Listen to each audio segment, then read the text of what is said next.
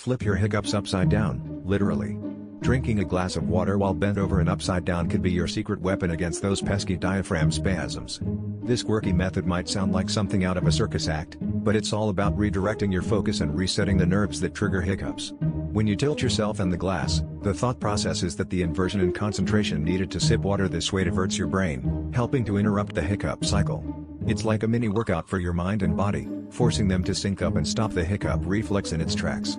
So next time you're caught in a hiccup loop, grab a glass, bend over, and let gravity do the trick.